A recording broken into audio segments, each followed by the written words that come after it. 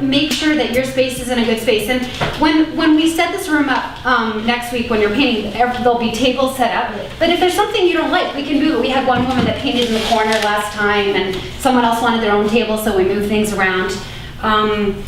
But you're setting the ground for creating, and there's an importance to setting up, and I just wanted to emphasize that. So the first thing that I always set up when I'm working in my studio is a garbage can. My suggestion is just a plastic garbage bag. And just take some tape and tape it on your table. And then you always have garbage to get rid of stuff so you can keep your space clear, whether it's an old paper towel or whatever it is that you don't need anymore. I always have note paper and pen.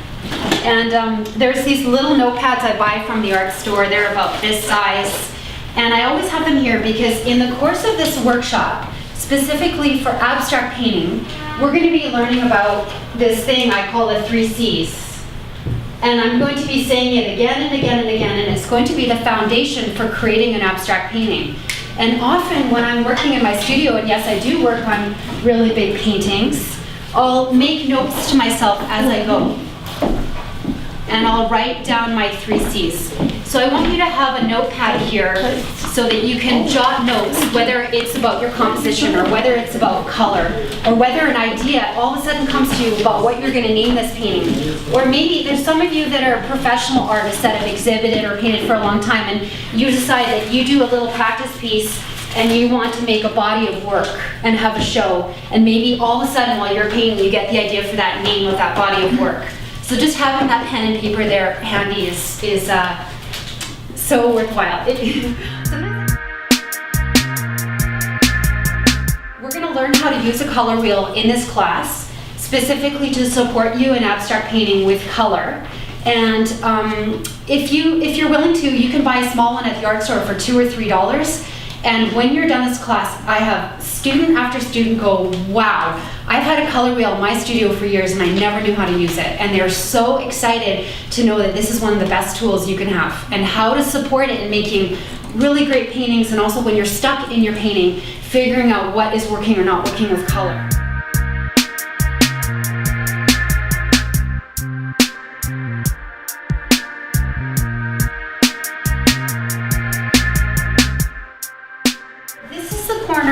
On my table where if I am going to be putting collage into a painting, I put it up here.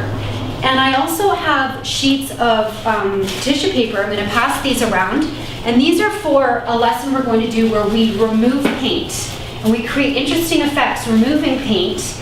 And we're going to use things like paper towels and tissue paper. And so all this stuff I put in the left-hand corner, and I really try to have it organized. And then the other thing that I have are like pieces of sanding paper and sanding blocks and kitchen pot scrubbers that I keep in the corner, and we'll get into using those. And then also masking tape, or if you decide to buy artist safe tape.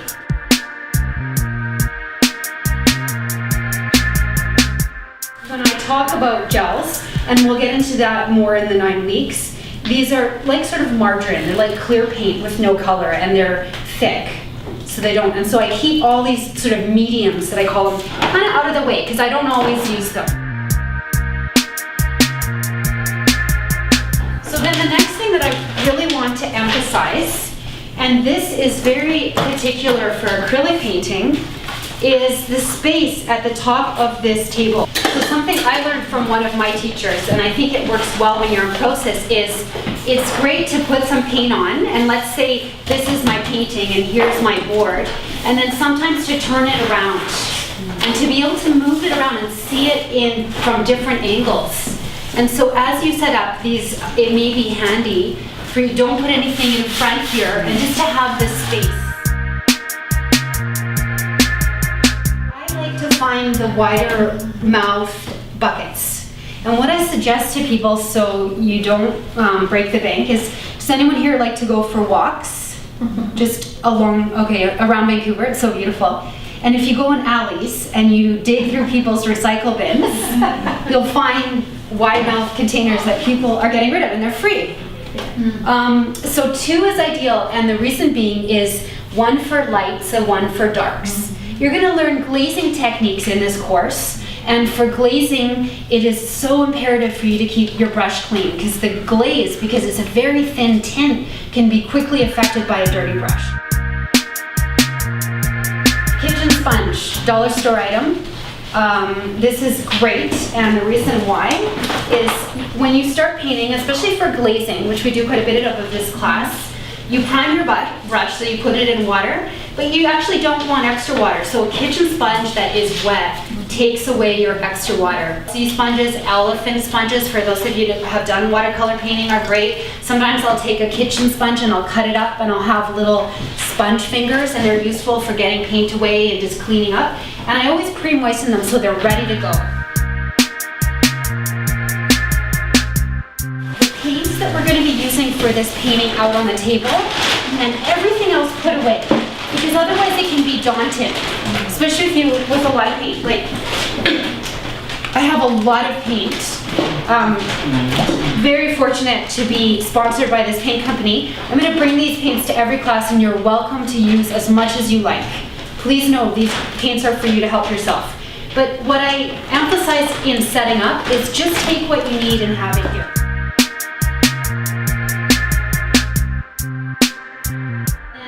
On my table, I have black and white. Two fundamentals. For those of you that have painted a lot, it's a no-brainer. But for those of us that are newer, it may not be as intuitive. And what I recommend is black gesso and white gesso. And the only reason I recommend them is because you're going to use them a lot and they're cheap. These are a lot cheaper than buying, say, Mars black or carbon black paint and titanium white paint. The gesso is a really nice cheap filler, and you can use it for tinting and shading, which we will be learning next class.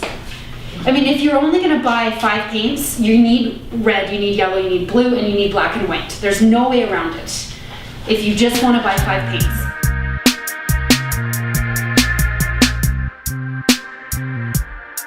Okay, so you see the other paints I have up here are golden, which are liquid acrylics. And they behave differently than heavy body. And the way I think of it as, this is your butter, and this is your olive oil. So they're both the same. They're both like a fat that you add cooking. They both have pigment, they're both light fastness, they're both professional quality paints. But these liquid acrylics you're able to do different things with them, and I really like the liquid acrylics. So I will be using them in the course. And again, in terms of setting up and getting back to the handout, I'm putting on the table the paints that I'm going to use for the painting session. So the other things I always have are spritzers. So I always have a water spritzer on me. This is water, and then I have alcohol, which will become your best friend in this course because there's so many cool things you can do with acrylic paints and alcohol. And I actually bought it like this from the drugstore with this spray.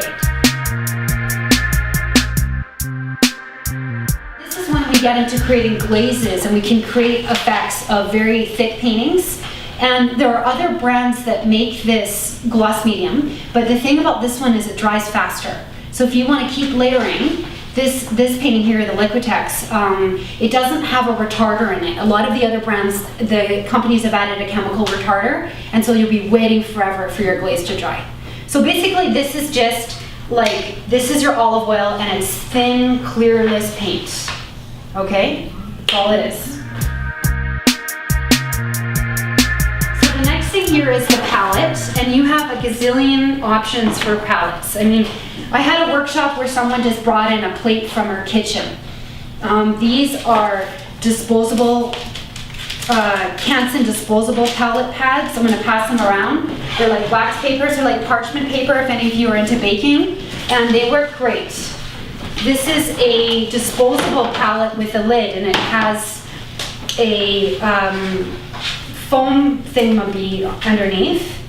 And basically you put your paints on this and it keeps them wet and moist, and you put a lid on, and it's amazing how long they last. So it's another idea. Anything can be a palette. I mean, I've had a class where I forgot to bring my palette, and I just took an old painting, put it here, and used that for the palette. I mean, you get as fancy as you want or as simple as you want. So there's lots of different tools that I use when I'm painting, and my favorite tool is this palette knife in particular. It's a stepped palette knife. I think the number is 1067. I'm just going by memory.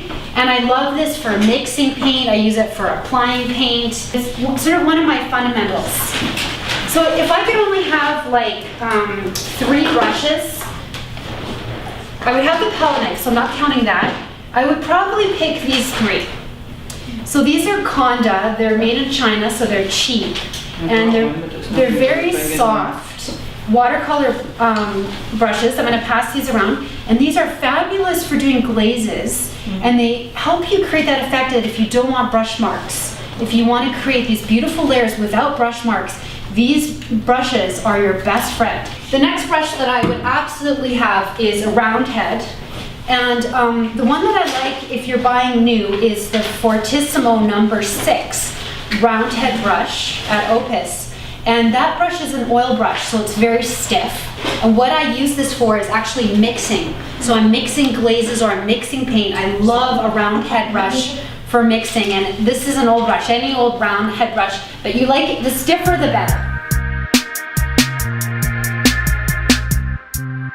You want to buy the one that's a little flexible, and this can be really fun for scraping on paint and applying those thick layers, because the thing about acrylic paints is when you use the heavy body paint, so that's like our butter, you can put it on thick and emulate oil and build these very thick layers.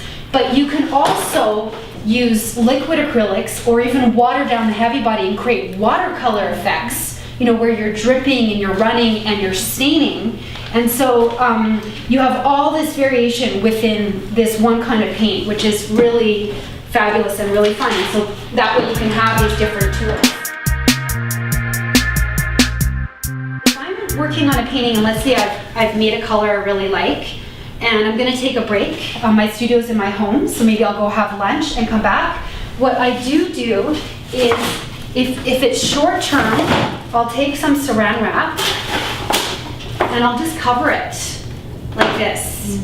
And it will stay wet. It will stay nice and wet for maybe a couple days. This is not a long-term solution, but just something so you don't have to waste this paint. So you can also, if you're using these disposable pads, take the pad, okay, and fold it over, and fold it over. And it would have been a good idea for me to spray that with water before. And then take this and stick it in a Ziploc bag. And these will last 2 to 3 months. Then you can really you don't have to waste your paint. And let's say you really like this color that you mixed up. You can have it and seal it in your Ziploc bag. And you could even write the name on it, like, oh, it's the brick red for this painting. But just something to consider. And again, in terms of portability, these are light, and you can stick them in your bag with your canvas pad pieces. They're not heavy, so it's a really easy way to keep your paint. The main thing about acrylic paint is it does expire. Acrylic paint degasses, because it actually has chemicals in it. And it does have an expiry life. So the more you can keep it out of the air, the longer it's going to last. This is a liquid acrylic with polymer medium.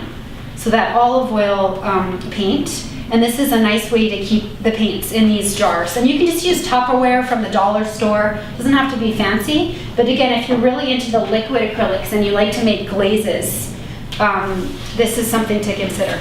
Because all acrylic paint is glue, it's going to glue your lids, is you can take some Vaseline, and here's where the Vaseline came in, Jocelyn, and just put it around the edges. And the reason why I have this included in your handout with paint preservation is this is going to seal your jar and not allow air to get in. So it's going to actually preserve your paint longer as well, but it's going to help you open your jar